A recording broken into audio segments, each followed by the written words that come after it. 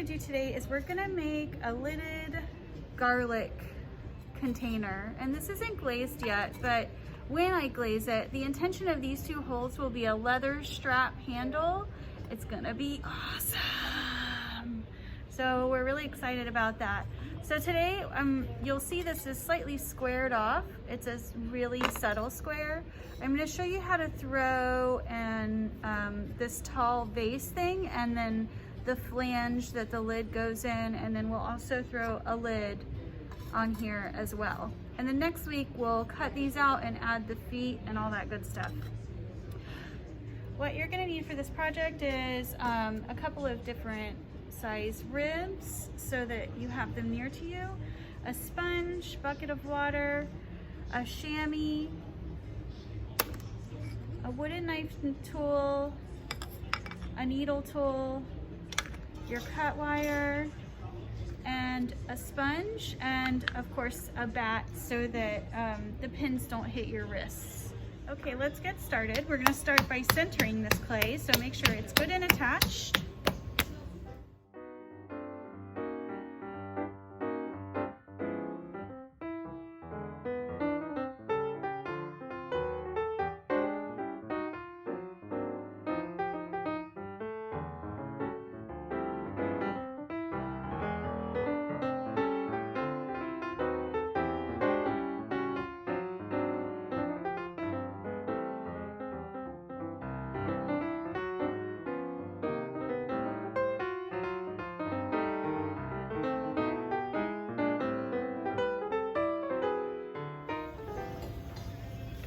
Okay, and then we're gonna remember that we wanna start just a little bit wider than what we're gonna end up with. So for this clay, after I'm centered, which means that my hand isn't bouncing on the top or on the side, I'm gonna cheat that little extra bit away that I couldn't get centered right down here. Clean off my hands, and then we're gonna go to open this piece. So I'm opening this just like a cylinder. I'm going straight down with my right index finger because that's my dominant hand. And then my left finger is holding it still right in the center of the clay. I want to make sure that when I'm pushing down, I'm going nice and slow. With my hand that's making that downward pressure, or you'll set this inside wall off center.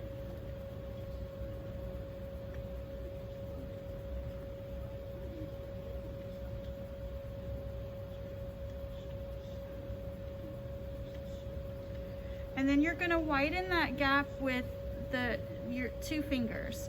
So we're gonna make that hole a little bit bigger. You still want to maintain that nice slow movement downward.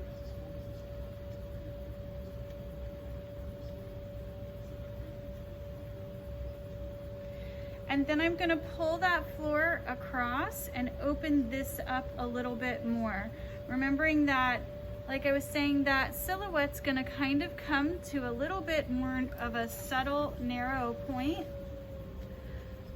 So if you can see, it kind of goes in like that. So if I pull this way out wide, this is gonna be wide. So it just depends on the shape you're going for. I'm gonna make sure that I leave it to where I can have that narrow at the base.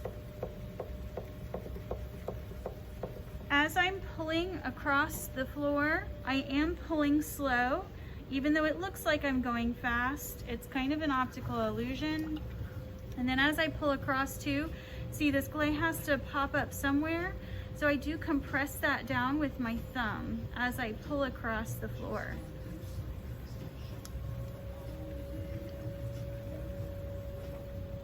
And then we compress the bottom. You can compress with your finger going across. You can compress with a sponge.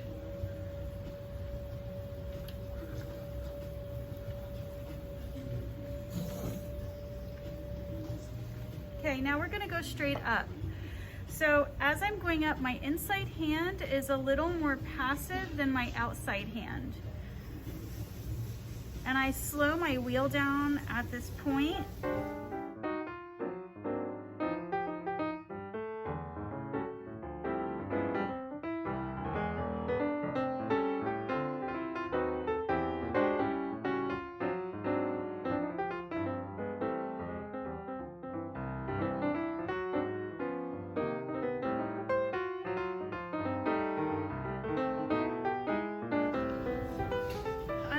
that I want to mention is that I am compressing this rim down. I won't get this any thinner than what it is right here because I want to put a flange in there. So just so that you know, at some point we're going to be putting a lid seat that looks kind of like that in this for the lid to sit in. So you need this to be a little bit thicker. If it's not, then you have to put your flange in your lid, which isn't the end of the world. That's not what I'm going to do here, but this is just kind of something you want to think about as you're throwing.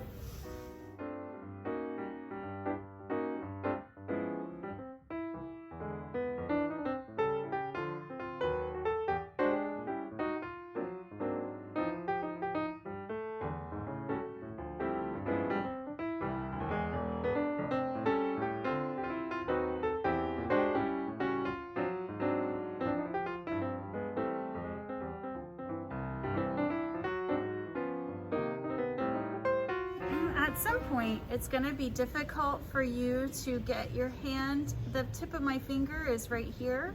I can't get my hand all the way on the interior where my hand on the exterior would be. So what I do is I make a little penguin flipper or pinball flipper,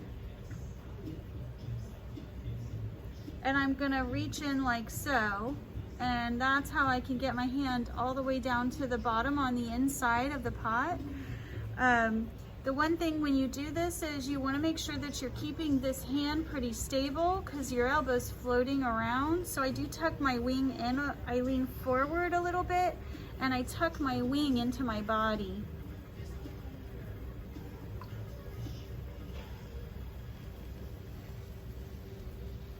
Sometimes you need to adjust your chair to do this.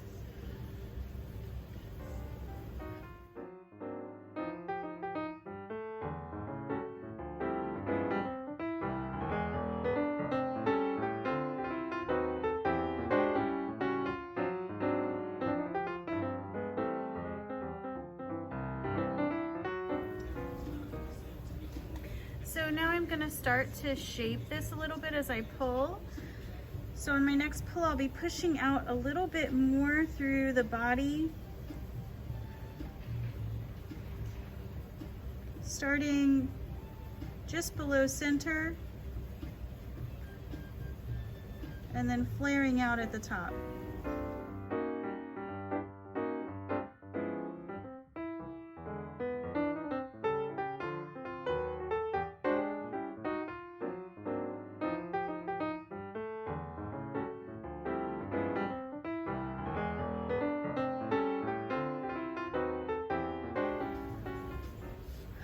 Okay, so now I'm going to start shaping the bottom of this. So I'm actually trimming down like that with this angled side of the tool coming above where I'm going to cut and slowly working its way in.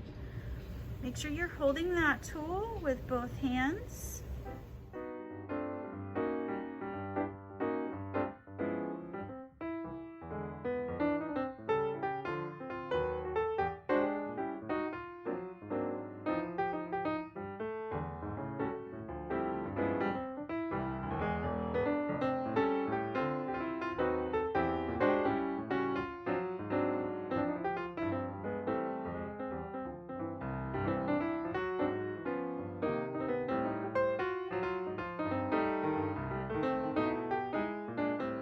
We're going to put a flange in, so I'm pushing on the inside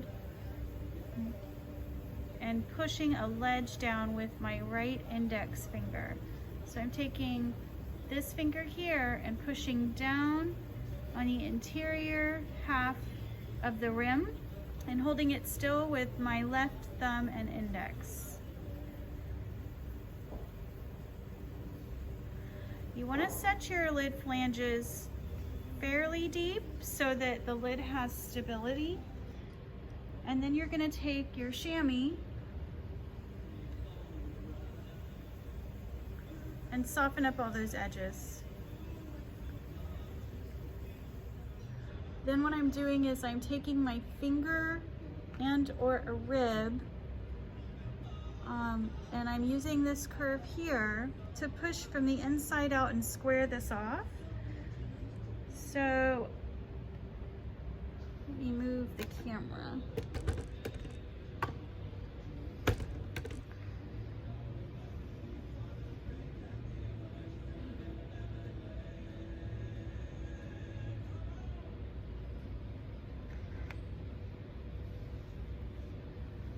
And then I'll half the halves.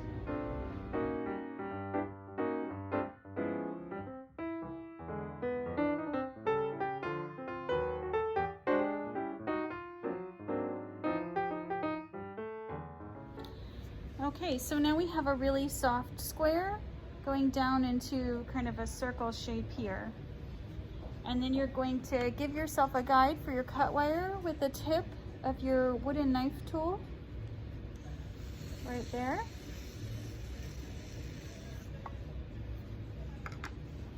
And then you're going to undercut that.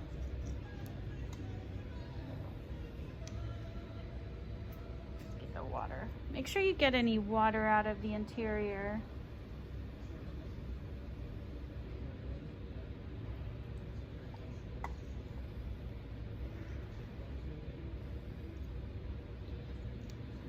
Okay, and then next we're gonna throw a lid, and I usually make more than one lid just in case it doesn't fit because it shrinks weird, or I mismeasured, or in this case, since we're gonna have to shore form the lid to fit the square, if we shore form too much, we have a backup.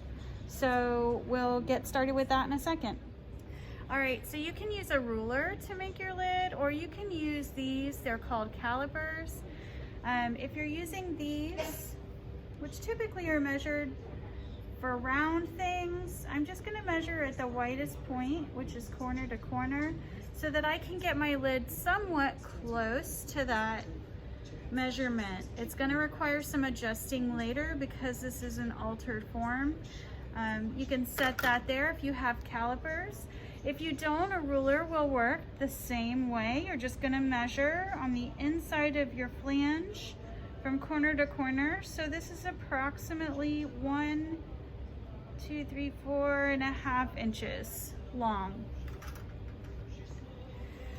So you wanna set this form near to you, just at the end of your wheel there. And then we're gonna throw some lids off this.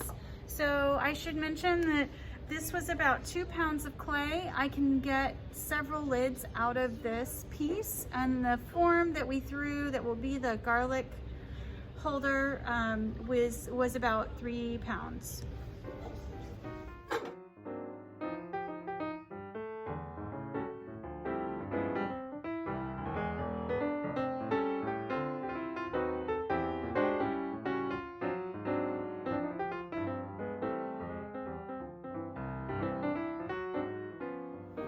So this that I've centered, this top part, is the lid. So basically we're pretending like this clay from here to here is not there. And then I've got this centered to roughly 2.5 inches. And as I pull the bowl out, that'll get wider. So I'm gonna just make an indentation really slow with my thumbs. And then as if I was pulling a little bowl, I'm gonna pull that out. So my inside fingers sort of scoop, and my outside fingers will come out to the right.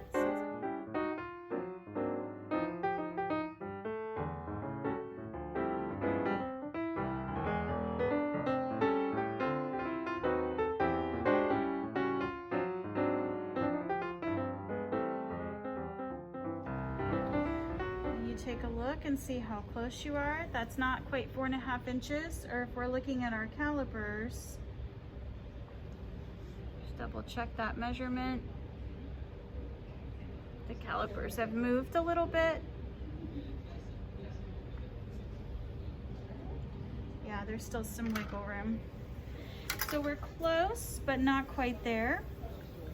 So what I can do now is take the curvy side of my rib I'm tilting it away from me a little bit, and I'm using that to kind of push this form out. And also I'm gonna clean up this outside here. So you pinch this rib at the top and the bottom, and you can go around your various curves.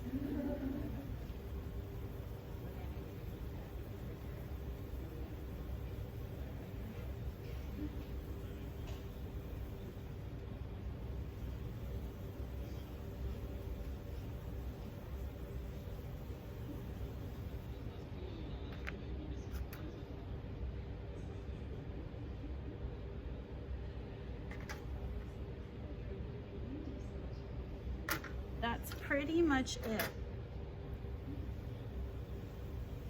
So then you're gonna soften that up with a chamois. And then to get this off the wheel, you have to make a shelf. So I'm pushing down with my index finger on this clay underneath. And then we make a guide for our cut wire with our wooden knife tool. And that will allow me to get my fingers underneath there to pop that off the wheel without altering the rim unintentionally.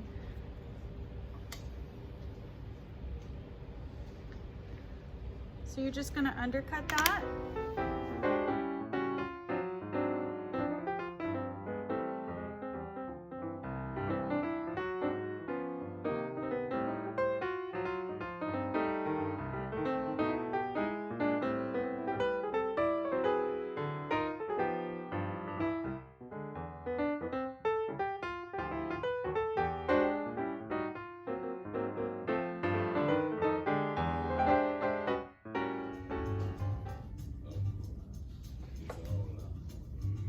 Okay, we'll be back next week to show you how to trim and alter these.